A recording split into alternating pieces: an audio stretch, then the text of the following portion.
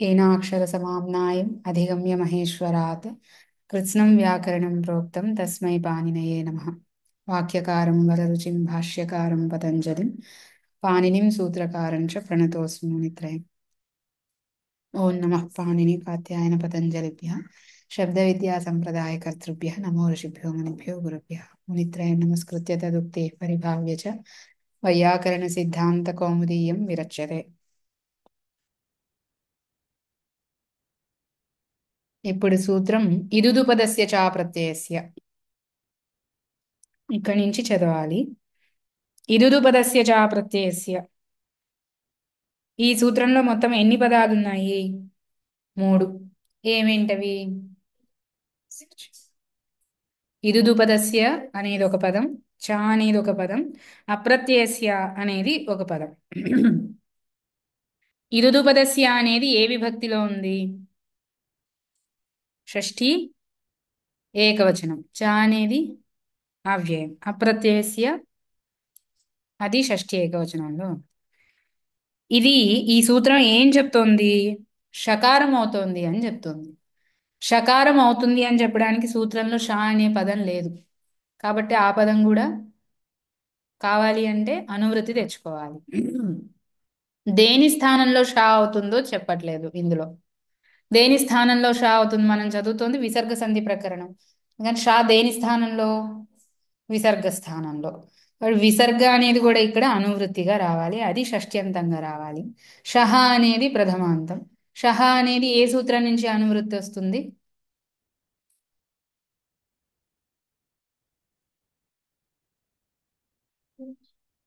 ఇనషహ అనేది ఆ నుంచి షా అనేది. అలాగే విసర్గ, ఇక్కడ స్థాని ఏంటి? విసర్గ కాబట్టి విసర్జనీయస్య అనేది స్థాని. ఇది ఏ సూత్రం నుంచి అనువృత్తిగా అవుతుంది? విసర్జనీయస్య సహా నుంచి విసర్జనీయస్య అనేది అనువృత్తి అయింది. మొత్తం ఇప్పుడు ఇదుదుపదస్య విసర్జనీయస్య అప్రత్యయస్య ఇదుదుపదస్య విసర్జనీయస్య షహస్య. ఇంతేనా? ఇంకేమన్నా కావాలా? ఎప్పుడు అవుతుంది? విసర్గకి షకారం. దేనికి అవుతుంది అంటే విసర్గకి అవుతుంది. ఏమవుతుంది అంటే షకారం అవుతుంది. ఎప్పుడు అవుతుంది? ఏది పరంగా ఉన్నప్పుడు అవుతుంది అనేది ఇక్కడ లేదు. మళ్ళీ అది కూడా నిమిత్తం లేదు. నిమిత్తం కూడా అనువృత్తిగా తీసుకోవాలి. నిమిత్తం ఏంటి? ఇప్పుడు మనం చదువుతున్నవన్నీ కూడా విసర్గకి సకారాదేశము, విసర్గకి షకారాదేశము ఏమి పరంగా ఉన్నప్పుడు అవుతూ ఉన్నాయి? కకారము పగ, కవర్గ పవర్గ అని చెప్తున్నాడు కదా, అంతే కదా. హ్మ్. అదేంటి పదము? కవర్గని పవర్గని చెప్పేది కుప్పోహో. అది ఎక్కడి నుంచి అనువృత్తి అవుతుంది? కుప్పోహో. అది ఎక్కడి నుంచి అనువృత్తి అవుతుంది? కుప్పోహో కహ్పౌచ అనే సూత్రం నుంచి కుప్పోహో అనే పదం అనువృత్తి అవుతుంది. హైబ్రిడ్ క్లాస్, ఒక ఆఫ్లైన్ ఒక ఆన్లైన్. ఉమ్. అది ఆ, ఇప్పుడు కుప్పోహో అనేది అనువృత్తి అయింది, విసర్జనీయస్య అనువృత్తి అయింది, షహ వచ్చింది. ఆ అప్రత్యయస్య ఇదుదుపదస్య అనేది మొత్తం తయారైంది. అర్థమైంది కదా ఇంతవరకు? ఆ, ఇప్పుడు అప్రత్యయస్య ఇదుదుపదస్య విసర్జనీయస్య షహస్యాత్ కుప్పోహో అనేది వచ్చింది. ఈ ఇదుదుపదం ఎలాంటిది అంటే అప్రత్యయస్య ఇదుదుపదస్య. విసర్జనీయానికి విశేషణాలుగా ఉన్నాయి. ఏమేంటవి? ఇదుదుపదము మనకి ఏం చెప్తున్నాడు? ఇకార ఉకార ఉపదస్య అప్రత్యయస్య విసర్గస్య. ఎలాంటి విసర్గ? అప్రత్యయమైన విసర్గ. ఈకారం కాని ఊకారం కాని ఉపధగా ఉన్నది. ఇత్తు ఉత్తు అన్నాడు కదా. ఇత్ అంటే హ్రస్వ ఈకారం, ఉత్ అంటే హ్రస్వ ఉకారం, ఉపధ అంటే విసర్గకి ముందు ఉండాలి. ఇప్పుడు ఎందుకంటే విసర్గకి ఉపధగా ఈకారం ఉకారం అన్నాడు కాబట్టి విసర్గ ముందు ఈకారం, విసర్గ ముందు ఊకారం హ్రస్వం ఉండాలి.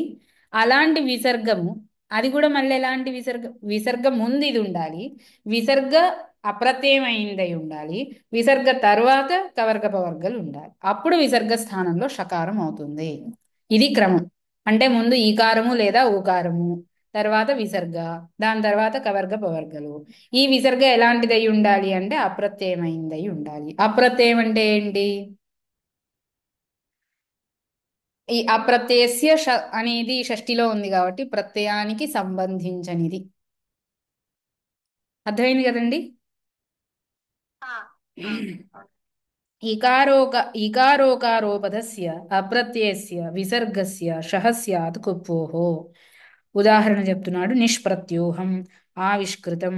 నిష్ప్రత్యూహం అన్నప్పుడు నిహి ప్రత్యూహం అక్కడి నుంచి వస్తాయి. ఇది విసర్గ. విసర్గ ముందు ఈ ఉంది, అందుకని ఇది ఎలాంటి విసర్గ అంటే హ్రస్వ ఈకారం ఉపధగా కలిగిన విసర్గ. దీని తర్వాత ప్రత్యూహంలో పా అనే వర్ణం ఉంది కాబట్టి విసర్గ స్థానంలో షా అవ్వాలి. ఈ విసర్గ ఎలాంటిది అవ్వాలన్నాడు? అప్రత్యయం అన్నాడు. ఇక్కడ విసర్గ దేని స్థానంలో వచ్చింది? నిహి దగ్గర ఉన్న విసర్గ.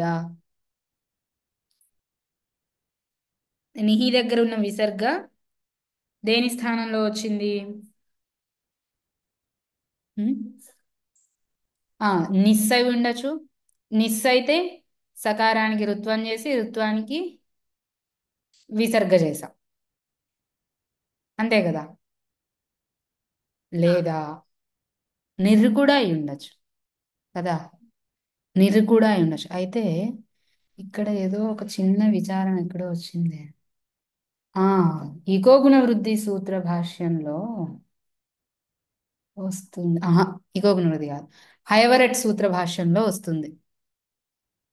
హయవరెట్ సూత్ర భాష్యంలో ఉరహ్కేనా ఉరహ్పేనా దగ్గర, ఉరహ్కేనా ఉరహ్పేనానా కాదు, అయోగవాహానాం అట్సు ఉపదేశ షర్షు ఉపదేశ అయిపోయిన తర్వాత అవిశేషేణ ఉపదేశో కర్తవ్య అని చెప్పినప్పుడు ఇది సర్పిష్యున ఈ ఉదాహరణ ఒకటి చూపిస్తారు. ఉదాహరణ కరెక్ట్గా గుర్తుకు రావట్లేదు అక్కడ ఖచ్చితంగా ఏంటనేది. అక్కడ ఇదుదుపదస్య చా ప్రత్యయస్య అనే సూత్రం గురించి వ్యాఖ్య చేస్తూ విసర్గ అనేది ఒక ప్రత్యాహారం అంటే అట్టు షర్రు కాకుండా వేరే ప్రత్యాహారాల్లో తీసుకోవడం వలన, అల్ ప్రత్యాహారంగా తీసుకోవడం వలన, అల్ అల్ వర్ణాల్లో ఎక్కడో చోట తీసుకోవడం వలన ఇది అల్ అయింది, విసర్గం అల్ అయింది. అల్ అయింది కాబట్టి దానికి ముందున్న ఈకారం ఉపధ అవుతుంది. ఉపధా సంజ్ఞా సూత్రం ఏంటి? అలోంత్యాత్ పూర్వ ఉపధ కదా. అంటే దానికి అర్థం ఏంటి? అంత్యమందున్న అల్కి ముందున్నది ఏదైతే ఉందో దాన్ని ఉపధ అంట. ఇప్పుడు నిహి అన్నప్పుడు ఈకారం ఉపధగా అవ్వాలంటే విసర్గ ఏమై ఉండాలి? ఇది ఉపధ అవ్వాలంటే అది ఏమై ఉండాలి? వినిపిస్తోందా అండి మీకు? వినిపిస్తోందండి. ఏకం గాని సకారం గాని అయి ఉండాలి. ఆహా, అలా కాదు, మనం విసర్గ నుంచి ఆలోచిస్తున్నాం. విసర్గ నిరూపితమైన ఉపధాత్వం ఈకారానికి రావాలి అంటే విసర్గం ఏమై ఉంటే అది ఉపధ అవుతుంది? నా ప్రశ్న స్పష్టంగా లేదా? ఇప్పుడు ఇది ఉపధ అవ్వాలి అంటే చివర్లో ఇదేమై, ఇది ఉపధ అని ఎప్పుడు అంటాము? ఈకారాన్ని ఉపధ అని ఎప్పుడు అంటాము? చివర చివర ఏముంటే ఆ చివరిలో ఉన్నది అల్ అయితే కదా. అల్ అంటే ఇప్పుడు విసర్గ ఏమవ్వాలి? అల్ అవ్వాలి. అల్ అవ్వాలంటే ఆ విసర్గని మొత్తం ప్రత్యాహారం మాహేశ్వర సూత్రాలు ఎక్కడో చోట ఉపదేశం చేస్తే అది అల్ అవుతుంది. అప్పుడు ఈ ఈకారం ఉపధ అవుతుంది కదా. అప్పుడు ఇదుపద అనే వ్యవహారం సంభవిస్తుంది. అందుకని ఈ మాహేశ్వర సూత్రాలు ఎక్కడైనా కానీ అయోగవాహాన్ని ఉపదేశం చెయ్యండి అని చెప్తారు. అర్థమైందా? చెప్పినప్పుడు వ్యాఖ్యానం చేసేటప్పుడు ఇదుదుపదస్య చా ప్రత్యయస్యాలో విసర్జనీయానికి విశేషణంగా మనం తీసుకోవట్లేదు. దేన్ని? ఇకారోపద ఉకారోపద అనేది విసర్జనీయ నిరూపితమైన ఉపధాత్వం ఈకారానికి ఉకారానికి అని కాదు, అపితు సకారాన్ని తీసుకుంటాం అక్కడ. సకార స్థానంలో వచ్చిన విసర్గ, ఆ సకారం ఎలాంటిది అంటే ఇదుపదమైనది ఉదుపదమైనది అని చెప్తాడు. అప్పుడు విసర్గని అల్గా పరిగణించాల్సిన అవసరం లేదు, అందుకని ఎక్కడో చోట చెప్పాల్సిన అవసరం లేదు అని ఒక పరిహారం చెప్తాడు. అర్థమవుతోందండి? ఆ పక్షంలో ఇక్కడ మనం నిస్ అనేది తీసుకోవాలి, కొండను దవ్వే ఎలుకని పట్టినట్టు. అక్కడ ఆయన చెప్పేది ఇది అన్నమాట. అంటే ఎందుకు నిస్సే తీసుకోవాలా నిర్రు తీసుకోవాలా అని రెండు అవ్వచ్చు కదా. నాకు అది అకస్మాత్తు గుర్తొచ్చింది ఆ భాష్యము. అందులో ఆయన సకారం స్థానంలో విసర్గ ఉండాలి, ఆ సకారం ఇదుపదం గాని ఉదుపదం గాని అవి ఉండాలి అని చెప్తాడు. అప్పుడు ఇది నిస్సుగా తీసుకుంది. అర్థమైంది కదా. నిస్, ఎందుకంటే నిర్రు నుంచి కూడా మనం మొదలు పెట్టచ్చు కదా. ఉమ్ అంటే ఈ విధమైన వ్యాఖ్యానం గనక ఒకవేళ తీసుకున్నట్లయితే ఏ సమస్య లేకుండా ఉండడం కోసం నిస్ అనే దగ్గర నుంచి మొదలుపెట్టి సకారానికి రేప చేసి రేపకి విసర్గ చేసి దానికి షకారం చేస్తున్నామని చెప్పొచ్చు అని అన్నమాట. అర్థమైందా. ని- నిర్రు కూడా తీసుకోవచ్చు, అందుకే ఇంత ఇంత చర్చ చేసింది. అందులో ఆయన వ్యాఖ్య అలా చేశాడు కదా, సకారానికి వచ్చిన విసర్గ ఆ సకారం ఇదుపదము ఉదుపదం అయి ఉండాలి అని చెప్తాడు. మీకు కుదిరినప్పుడు ఒకసారి చూడండి, హయవరట్ సూత్ర భాషణంలో అయోగవాహానం అవిశేషేణ ఉపదేశ అని ఎక్కడైనా ఉపదేశం తీసుకోండి అన్న పక్షం. హయవరట్ సూత్ర భాష్యంలో అయోగవాహనం ఉపదేశ విచారం అక్కడండి.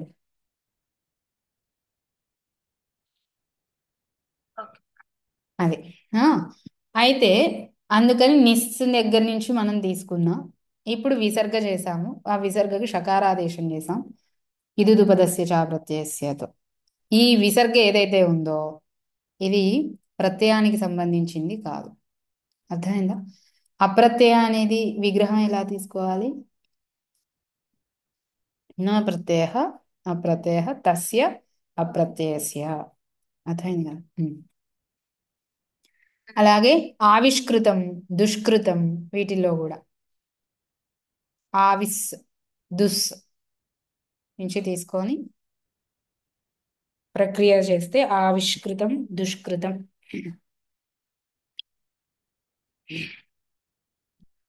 ఇప్పుడు అప్రత్యయస్య కిం అని చెప్పి అగ్ని కరోతి అని ఉదాహరణ ఇచ్చాడు.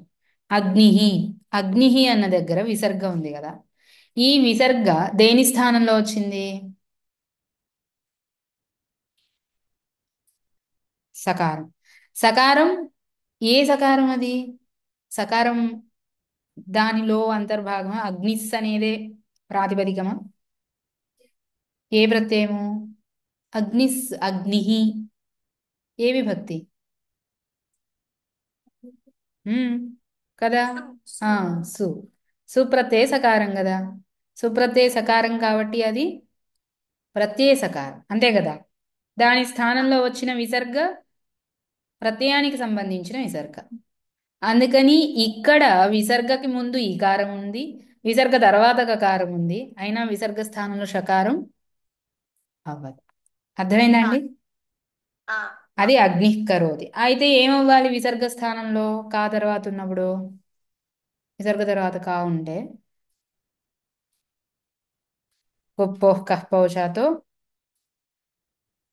జిహ్వామూలీయము విసర్గ కూడా. ఉమ్. ఆహా, విసర్గ కూడా కా కదా. రెండు ఉంటాయి. అలాగే వాయు కరోతి, దీన్ని కూడా అంతే. వాయుస్ సకారానికి ఋత్వం విసర్గలు జరిగాయి, అది ప్రత్యయ సంబంధి అయిన సకారం కాబట్టి అక్కడ షత్వం అవ్వలేదు. ఇప్పుడు బాలమనోరమ చూద్దాం. ఇదుదుపదస్య విసర్జనీయస్య ఇత్యనువర్తతే ఇదుదుపదస్య ఇది తద్విశేషణం. ఇదుదౌ ఉపధే యస్య ఇది బహువ్రీహి. ఇదుదుపదస్య అనేది కూడా సమాసం కదా. విసర్జనీయస్య అనే దానికి విశేషణం అని చెప్పుకున్నాం. ఇదుదుపదస్య అనే దానిలో ఎలా సమాసము బహువ్రీహి సమాసం అని చూపిస్తాం. ఇదుతౌ ఉపధే. ఇదుతు కూడా మళ్ళీ సమాసమే. ఏం సమాసము. ద్వంద్వం. ఏం ద్వంద్వము. ఇదుతౌ కదా ఉంది. ఆ ఇతరేతర యోగ ద్వంద్వం ఇదుతౌ. ఉమ్. ఇదుతౌ ఉపధే యస్య. ఉపధే ఏ వచనము. ఉపధే ద్వివచనం. ఇదుతౌ ద్వివచనం కదా, ఇది సమానాధికరణ బహువ్రీహి, అందుకని ఇదుతౌ ఉపధే యస్య విసర్జనీయ అది పుల్లింగం కాబట్టి సహ. ఇదుదుపద తస్య ఇదుదుపదస్య విసర్జనీయస్య. కుఫోः ఇది చాను వర్తతే తదాహ ఇకార ఉకార ఇతి. అప్రత్యయస్య ఇది ప్రత్యయావయవ భిన్నస్య ఇత్యర్థः. అదే ప్రత్యయస్య అనేది ఇక్కడ అవయవ షష్ఠి అన్నమాట. అప్ర విసర్జనీయం, అదే దానికే కదా విశేషణము. అర్థమైందా? అందుకే విసర్జనీయ పుల్లింగంలో ఉంది, ఇది పుల్లింగంలో అని చెప్పాను. అర్థమైందా? ఉమ్. మీకు అర్థమవుతుంది కదండి? ఉమ్. ప్రత్యయ భిన్నస్య విసర్గస్య ఇత్యర్థే తు కవిభిః కృతం ఇత్యత్రాపి షత్వం స్యాత్. తత్ర ఏముంది ఇక్కడ? పిసహ ప్రత్యయత్వేన, అది భిసహనా? ఒక్క నిమిషం. భిసహ ప్రత్యయత్వేపి తత్ర భిసహ ప్రత్యయత్వేపి విసర్గమాత్రస్య ప్రత్యయత్వాభావాత్.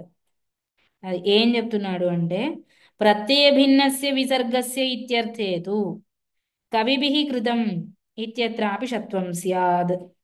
అప్రత్యయస్య అనే దానికి ప్రత్యయావయవ భిన్నస్య అన్నాడు కదా. ప్రత్యయ అవయవ భిన్నము అని అవయవార్థంలో షష్ఠిని తీసుకోవాల్సిన అవసరం ఏముంది?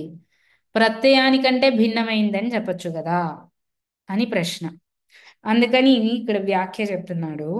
ప్రత్యయ భిన్నమైంది అని గనక అంటే కవిభిః కృతం అనే ఉదాహరణలో భిస్ అనేది ఏదైతే ఉందో భిస్లోని విసర్గ సకారానికి రుత్వ విసర్గలు చేస్తే భిహి కవిభిహి అని అయింది. ఇక్కడ కూడా ఏమవుతుంది? షత్వం అవుతుంది. ఎందుకు? విసర్గ ఏదైతే ఉందో అది ప్రత్యయం కాదు, బిహి ప్రత్యయం. ప్రత్యయంలో అవయవంగా విసర్గ ఉంది. అర్థమైందా? బిహి అనేది ప్రత్యయం అయితే దీనిలో అవయవంగా విసర్గ ఉంది. ఒకవేళ ప్రత్యయ భిన్నమైనది అనంటే విసర్గ ఏదైతే ఉందో అది ప్రత్యయం కాదు, కాబట్టి ప్రత్యయ భిన్నమైన విసర్గ, అందుకని దానికి షత్వం అవుతుంది అనంటే కవిభిః కృతం దగ్గర షత్వాపత్తి ఉంది. అర్థమైందా? దాన్ని వారించడం కోసం ఏమన్నాడు? ప్రత్యయావయవ భిన్నము అన్నాడు. ఇప్పుడు కవిభిహిలో ఉన్న విసర్గ ఏదైతే ఉందో ఇది భిహి అనే ప్రత్యయానికి అవయవంగా ఉన్న విసర్గ. అందుకని ప్రత్యయావయవం కంటే భిన్నమైంది కాదు ఈ విసర్గ, ప్రత్యయావయవమైన విసర్గ. అందుకని దీనికి షత్వం అవ్వదు అని ఇక్కడ అవయవావయవి భావంలో షష్ఠి తీసుకోవడం యొక్క తాత్పర్యం చెప్పారు. అర్థమైందా? అర్థమైంది కదండి? ఉం. అత్ర ఇదుదుభ్యాం అప్రత్యయస్య ఏతావతా ఏవ ఇదుద్భ్యాం ఉత్తరస్య విసర్గస్య ఇత్యర్థస్య సిద్ధత్వాత్ ఉపదాగ్రహణం న కర్తవ్యమితి. ఓ, ఇక్కడ చెప్పారు ఉపదాగ్రహణం న కర్తవ్యమితి. హయవరట్ సూత్రే భాష్యే స్థితం ఉపదాగ్రహణం న కరిష్యతే. ఇదుదుద్భ్యాం తు పరం విసర్జనీయం విశేషయిష్యామః ఇది నిష్ప్రత్యూహం ఇది. అంతే రాసి వదిలేశారా?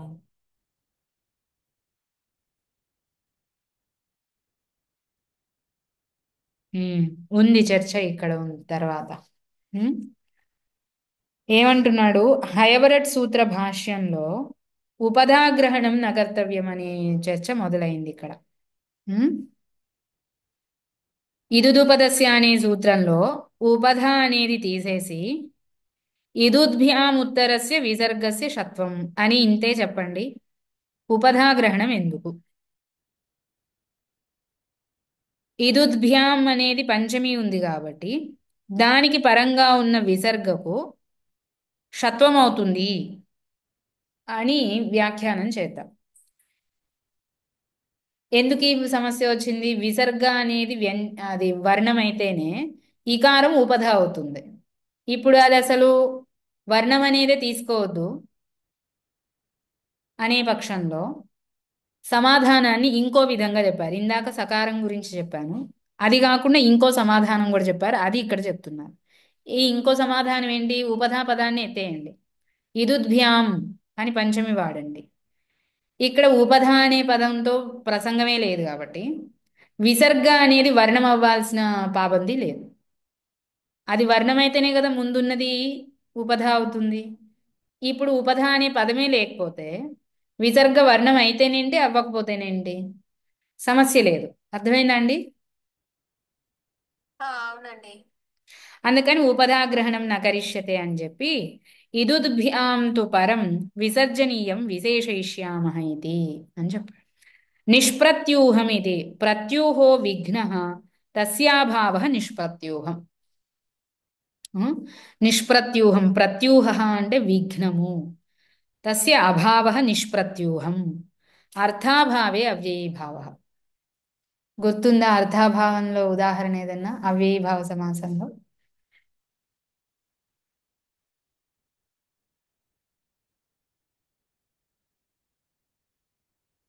ఉం. నిర్మశకం. నిర్మషకం నిర్మక్షికం ఇచ్చాడు. శిఖం. ఉమ్. కౌముదిలో నిర్మక్షికం ఉంది, మక్షికానాం అభావ. అలా ఇక్కడ కూడా నిష్ప్రత్యూహం అన్నప్పుడు ప్రత్యూహస్య అభావ. అర్థమైందా? ఆ? అవ్యయీభావ అవునండి. సమాసం అర్థాభావంలో. తర్వాత ఆవిష్కృతం ఇది ప్రకాశే ప్రాదురావిః స్యాదిత్యమరః. ఆవి ఆవిస్ దీనికి ప్రకాశం అనేది అర్థము అని అమరకోశ వచనాన్ని ఇక్కడ చెప్తున్నాం. దుష్కృతమితి దుస్సు దిర్రితి ప్రాదౌ పఠితం తత్ర ప్రథమస్య సాంతస్య షత్వం నిర్వివాదం. ఇదే ఇందాక చెప్పింది. సాంతం తీసుకుంటే ఏ సమస్య లేదు. రేఫాంతం తీసుకుంటే రేఫాంతస్యతో ఇదుదుపదస్య సకారస్య యహ విసర్జనీయః ఇది హయవరట్ సూత్ర భాష్య సమ్మత పక్షాంతరే షత్వం నభవతి. ఇదే ఇందాక చెప్పాను కదా, భాష్యంలో ఇదొక చర్చ ఉంది, సకారం స్థానంలో వచ్చిన విసర్గకి షత్వము అని. అలాంటి పక్షంలో దుర్ నిర్ ఇలా గనక మనం తీసుకుంటే, దుర్ అని గనక తీసుకుంటే అది రేఫ అవ్వడం వలన రేఫ స్థానికమైన విసర్గకి షత్వం రాకపోతుంది. అర్థమైందా? అర్థమైందా అండి మీకు? ఆ, ఇది ఇది ఇది ఆ. ఇంకోసారి చెప్పండి. హయవరట్ సూత్ర భాష్యంలో ఇందాక చెప్పాను కదా, విసర్గ సకార స్థానికమైన విసర్గ అయితేనే దానికి షత్వం వస్తుంది అని వ్యాఖ్య చేశారు అని. అలా గనక తీసుకున్నట్లయితే ఇప్పుడు దుర్కృతం అని మనం ఒకవేళ అక్కడి నుంచి మొదలు పెడితే రేఫ స్థానంలో విసర్గ వచ్చింది. దుస్సు దుర్రు అని రెండు ఉపసర్గలు ఉన్నాయి కదా. అవునవును. ఇప్పుడు దుర్కృతం దగ్గర నుంచి మొదలు పెట్టాము అంటే రేఫ స్థానంలో వచ్చిన విసర్గ ఏదైతే ఉందో ఆ విసర్గ సకార స్థానికమైంది కాకపోవడం వలన షత్వం రాదు. అంటే దుర్కృతం దుఃకృతం అని చేసినప్పుడు ఈ విసర్గ దేని స్థానంలోది? రేఫ స్థానంలోది. అవును. అవును. అంటే సకారానికి రుత్వం చేసి దాని స్థానంలో వచ్చిన విసర్గ రు స్థానికమైనది, ఆ రు సాస్థానికమైనది, దానికి షత్వం వస్తుంది, అది ఒప్పుకున్నారు. కానీ ఈ పక్షాన్ని ఆశ్రయించారు, సకార స్థానికమైన విసర్గకు షత్వం వస్తుంది అన్న పక్షాన్ని ఆశ్రయించినప్పుడు దుర్ర నుంచి మనం మొదలు పెడితే ప్రక్రియని రేప స్థానంలో వచ్చిన విసర్గ సకార స్థానికం కాకపోవడం వలన షత్వం జరగదు అనేది సమస్య. అర్థమైందా? అవును. అవును. అవును. అవును. షత్వం నభవతి తత్ర విసర్జనీయస్య సకార స్థానికత్వాభావాత్. అది హేతు ఎందుకు అవ్వదు అనేది. అయిపోయింది అది. అగ్నిః కరోతి ఇది విసర్గస్య వ్యపదేశవద్భావేన ప్రత్యయావయవత్వాదితి భావః. అగ్నిః కరోతి దగ్గర విసర్గ ఏదైతే ఉందో అది సకార స్థానంలో వచ్చింది. ప్రత్యయావయవత్వం ఎలాగూ అంటే ఆ ఉన్నది విసర్గ మాత్రమే, ప్రత్యయ భాగంలో మిగిలింది విసర్గ మాత్రమే. అవయవం అవ్వాలంటే ముందు వెనక ఏదో తోకలు ఉండాలి, అప్పుడు ఇది అవయవము అని అంటాం. కానీ ఏం లేకుండా ప్రత్యయావయవము అని ఉన్న ఒక్కదాన్నే అవయవంగా ఎలా చెప్తారు? రాహో శిరః. రాహు అంటేనే శిరస్సు, మరి దాన్ని ఉన్న ఒక్క శిరస్సునే రాహోహ శిరః అని ఎలా అంటారు? ఇంకేమన్నా అవయవాలు ఉంటే అప్పుడు ఇది శిరస్సు, ఇది తోక, ఇది మొండెం అని చెప్తాం. అలా ఇక్కడ మీరు ఏం చేశారు? ఆ ప్రత్యయావయవమైన విసర్గ అన్నారు. అగ్ని దగ్గర ఉన్నది విసర్గ ఒక్కటే, అదే ప్రత్యయం. దానికి అవయవత్వ వ్యవహారం ఎలాగూ అంటే వ్యపదేశవద్భావం. వ్యపదేశవదేకస్మిన్ ఇది లోక ప్రసిద్ధం. ఒక్కడే కొడుకున్నా అతనే పెద్ద కుమారుడు, అతనే చిన్న కుమారుడు అని ఎలా అయితే లోకంలో వ్యవహారం ఉందో ఒక్కటే ఉన్నా అవసరాన్ని బట్టి అదే ఆది అదే అంత్యము అదే అవయవము అని తీసుకుంటాం. అలా ఇక్కడ ఉన్న ఒక్క విసర్గనే ప్రత్యయావయవము అని తీసుకుంటాం. అలా ఇప్పుడు అగ్ని కరోతి దగ్గర విసర్గ ప్రత్యయావయవము అయ్యింది అని చెప్తున్నాను. ఇక్కడితో ఆపుదాము, ఇంకా చాలా ఉంది తర్వాత. నను మాతృశబ్దాద్ పంచం ఏకవచనం ngసిహి ఇక్కడి నుంచి మళ్ళీ తర్వాత చదువు. మునిత్రయం నమస్కృత్య తదుక్తి పరిభావ్య చ వైయాకరణ సిద్ధాంత కౌముదీయం విరచ్యతే.